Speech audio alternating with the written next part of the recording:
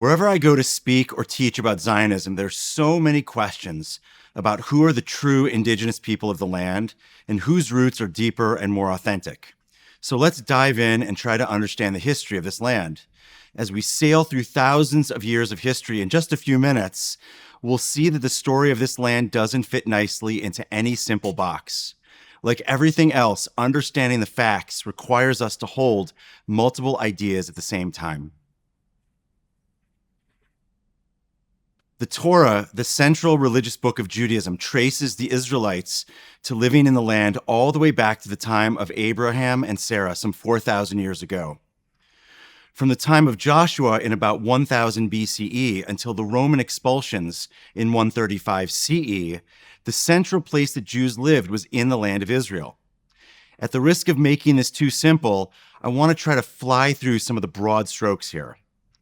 After the Romans, starting in 630s, this tiny strip of land changed hands between different Muslim empires, including the Mamluks and the Ottomans, with a brief interlude from the Christians who ruled during the Crusades. I realize we skipped a lot, but this story brings us up until the 1880s, when the story of Israel and Zionism really picks up. At that point, this land was a backwater province of the Ottoman Empire called Palestine. During this period, the district of Palestine was poor and rural. There was a small population of Jews that continued to live in this land dating all the way back to the Roman period. These communities were usually small, poor, and ultra-religious. The majority of the people living in Palestine at this time were Arabs, who were largely Muslim, but there were also Christians and Druze among them. Over the years, I've heard a lot of debate about who are the true indigenous people of this region. There are those who want to claim that Jews have always lived in the land, and others who want to claim that this land really belongs to the Arabs. So let's dive in and get a little bit more factual in our understanding. This land was the original home of the Jewish people, and there have always been a small portion of Jews living there. For example, if we look at Palestine in 1881, just before the start of Zionist immigration, there were between 15,000 and 20,000 Jews living in the land, but there were also between 400,000 and 450,000 Arabs as well. Most of the Jews living in Palestine at this time were actually the descendants of Jews who had lived there all the way back to the Roman period. The Arab community there also had been living there for many generations. These numbers offer important context for the debate about who are the real indigenous people. And it shows us that both Jews and Arabs have deep roots in this region. Now, I realize that this may be unsatisfying for some of us because it doesn't offer a clear, simple answer, but it is more intellectually honest to talk about it this way than it is to have a simple soundbite. Starting in the late 1800s, Jews from Europe started to immigrate to this small strip of land. They worked with Ottoman leaders to obtain permission to enter the District of Palestine, and surely others just came. Jewish leaders in Europe also tried to negotiate with the Ottoman leadership to obtain land grants or to purchase land in the District of Palestine. This approach didn't yield much success. So how did the Jews from Europe come to own land in Palestine? While the Ottoman government never really wanted to sell land to the Jews, wealthy absentee landowners who lived in Istanbul were more than open to it. It's also important to make clear that at this point in time, Jews are not buying land and establishing settlements in a way that actively displaced local Arabs. Rather, in the vast majority of situations, the land that was purchased was near Arab communities. So it's not that these purchases displaced local Arabs. It was more like the new Jewish farming communities erected a fence that blocked the way Arab shepherds normally graze their flocks. This was difficult, but it didn't amount to displacement. But here is where it gets really interesting, or at least a lot more complicated. How can it be that the Zionist narrative is that the land was largely purchased, while the Arab narrative is that the land was being stolen? In some ways, both narratives are true, but there's a missing piece we need to understand how this worked. It is true that the early Zionists were legally buying land in Palestine, and it's also true that local Arab populations were being duped out of their own land ownership. But it was not by the Zionists. Rather, it was Ottoman land magnates who lived in Istanbul. Here's how it worked. The Ottomans were well known for having an incredibly convoluted taxation system. So wealthy landowners in Istanbul took advantage of the situation.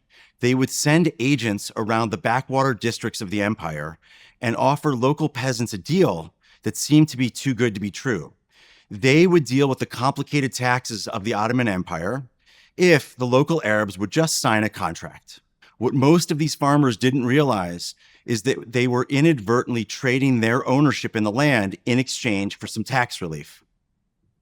The local Arabs continued to live and work on that land, sometimes for generations, without ever really knowing that they no longer owned it.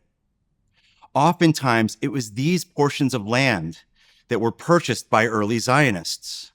So you can see how both narratives emerge side by side. Again, this more nuanced understanding doesn't fit nicely into a simple narrative box where there's one perpetrator and one victim. The truth is simply more complex. So how did the British come to own this land in the 20th century? The answer begins at the end of World War I. The Ottoman Empire was already feeble at this time, and World War I brought about its total collapse. At the Treaty of Versailles in 1919, which formally ended the war, the European victors divided up the remaining territories of the old Ottoman Empire. Britain took over the District of Palestine, which included what is today Israel and Jordan, and Iraq. But places like Syria and what is today called Lebanon was taken over by the French. Again, Palestine was not an independent nation, not under Ottoman rule nor under the British rule. Rather, it was a district that moved from the control of one empire to the next. Now, for the sake of time, we have to skip a bunch of the details, but there are some important moments that we should know from the British Mandate period. Early on, the British felt the need to repay some of the groups in the region that had fought on their side during World War I. This included Jews living in Palestine, as well as two different Hashemite families who hailed from the Arabian Peninsula.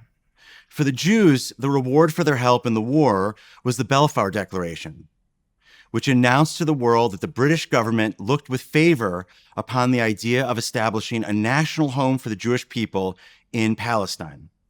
The Balfour Declaration was greeted by Zionist leaders as a huge success. But because the language makes it seem like the British are favoring Jewish national aspirations over Arab ones, it also fomented tension between Jews and Arabs. These tensions led to increased violence between Arabs and Jews in Palestine, which ultimately led the English to revoke this declaration. This is a pretty good example of how the British pitted Jews and Arabs against each other during this period. Now, the Hashemite family, this family from the Arabian Peninsula, was also rewarded for their loyalty to the British in World War I. In 1921, more than 2/3 of the District of Palestine was gifted to Abdullah, who had become king over a new country called Transjordan, or simply Jordan. Throughout the next few decades, the British seesawed between appeasing Jewish interests and appeasing Arab interests, all the while stoking tensions and violence in the region. By 1937, the British started to see that this current situation in Palestine was untenable.